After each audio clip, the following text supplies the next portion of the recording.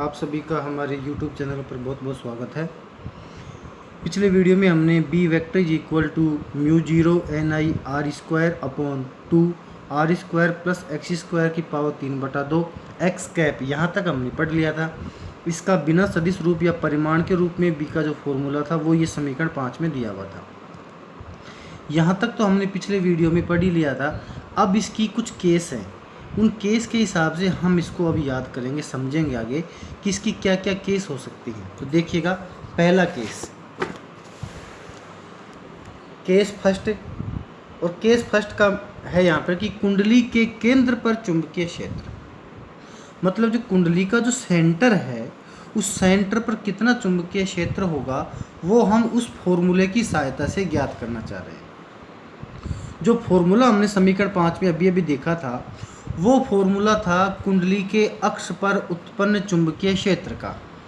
अब उस चुंबकीय क्षेत्र अक्ष वाला जो टॉपिक है उसमें हम उस फॉर्मूले की सहायता से कुंडली के केंद्र पर कितना चुंबकीय क्षेत्र उत्पन्न होगा उसका फॉर्मूला अब यहाँ निकालना चाह रहे हैं।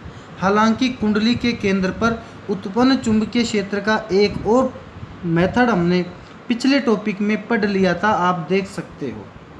अब यहाँ पर अक्ष वाले टॉपिक को इसमें कन्वर्ट करना हम सीख रहे हैं।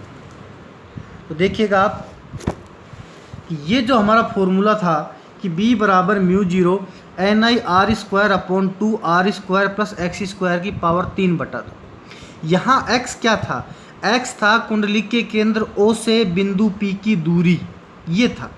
तो जब x की वैल्यू 0 हो जाएगी तो बिंदु P कहाँ पर आ जाएगा? उसके सेंटर पर आ जाएगा। आप चाहो तो डायग्राम में देख सकते हो इस चीज़ को, और ये डायग्राम है इस प्रकार से, देखो कि ये था बिंदु P, दिख रहा है आपको।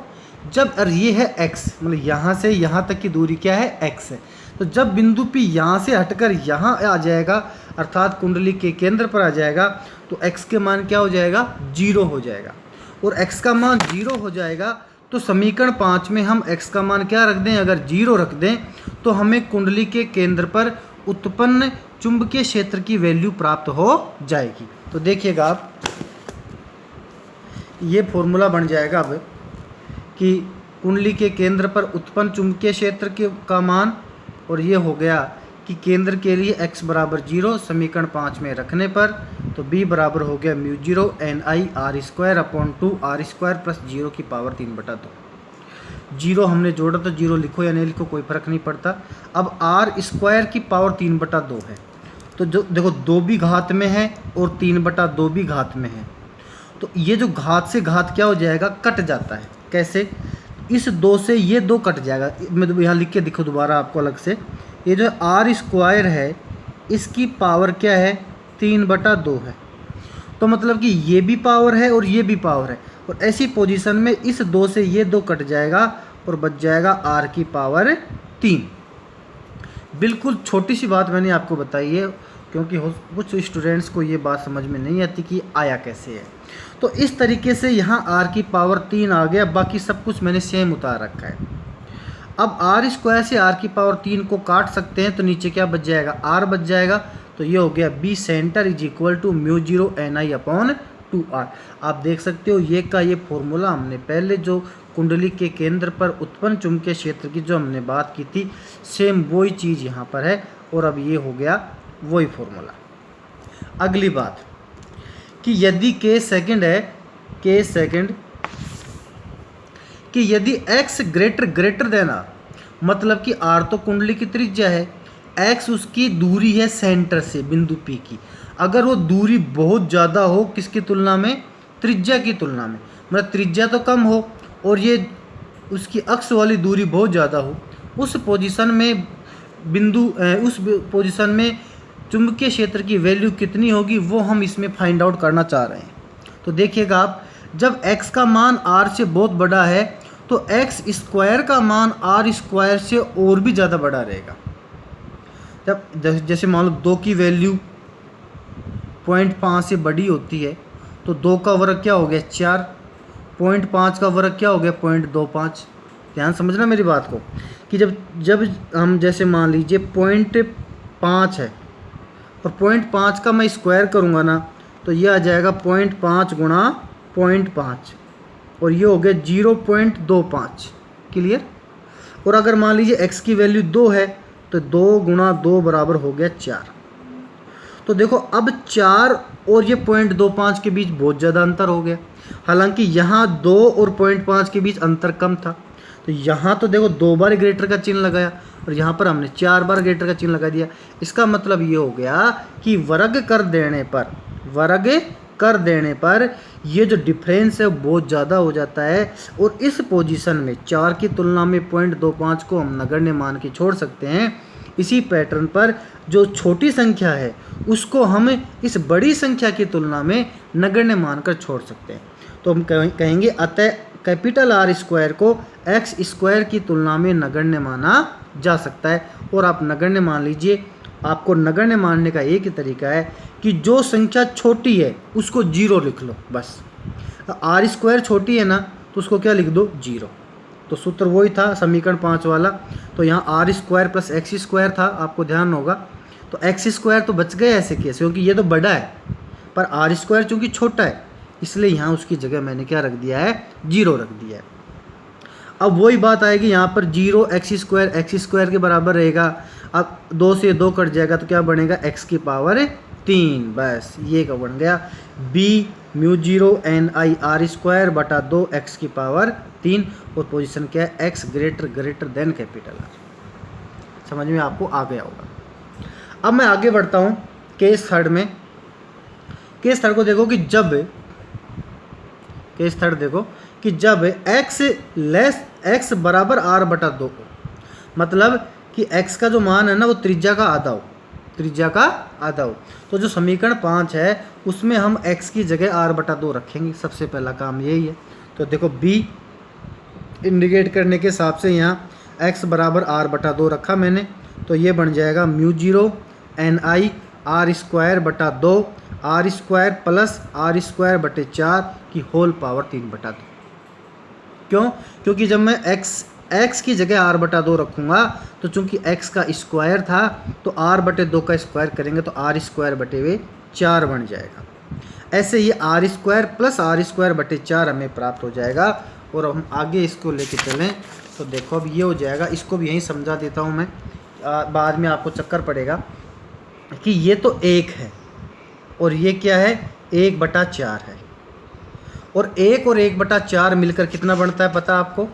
यहाँ 4 आप ले लो, मैं तो कह दूंगा सीधा 5/4 होता है। और आया कहाँ से? इसको 1/1 करो तो ये हो जाएगा 4 प्लस का 1 बराबर 5/4, मतलब 1.25। वैसे कहें तो 1.25, 1 से 1/4 ज़्यादा। तो ये जो 1 R square plus R square बटे जो 4 है ना, ये दोनों मिलकर क्या बन जाएंगे? चूँकि यहाँ भी अब 5/4 तो इन संख्या की वजह से आ गया, आर स्क्वायर दोनों में था ही, तो ये लाइन बन जाएगी 5/4 कैपिटल आर स्क्वायर। क्लियर। और ये कैपिटल आर स्क्वायर है तो अगले स्टेप में इसको हटाकर मैं उसको रख दूँ तो ये लाइन तैयार हो जाएगी अब कि b, ये हो जाएगा कि b बराबर x बराबर r बटा 2 और ये 5/4 आर स्क्वायर समीकरण पावर 3/2 हो गया है। अब इसमें थोड़ी कन्फ्यूजन ये है कि आप देखो mu 0 N I R square बटा 2 तो ऐसे कि ऐसे मैंने उतार दिया। अब ये जो आर स्क्वायर था ना, ये आर स्क्वायर का तो 2 से 2 कट जाएगा और आर की पावर 3 बच जाएगा, पहला काम। दूसरा, अब ये 3/2 जो होता है ये वास्तव में 1.5 होता है, 1 प्लस आधा होता है। 3/2 वास्तव में 1.5 होता है, 1 प्लस आधा। तो 1 प्लस आधा के हिसाब से 5/4 की पावर भी 3/2 ही रहेगी। तो क्या कहेंगे हम 5√5। क्यों? क्योंकि 5 में तो हो गया पावर 1 और √5 में हो गया पावर आधा, तो 1 आधा क्या हो गया 1.5। ऐसे 4 को लिख दिया 4√4। आई बात समझ में? अब √4 जो है वो 2 के बराबर होता है, तो 2 से 2 को काट दो और यहाँ 4 चला जाएगा घूम के ऊपर और 5√5 आ जाएगा नीचे। और mu 0 N I R square से आर की पावर 3 कट जाएगा, आर नीचे बच जाएगा।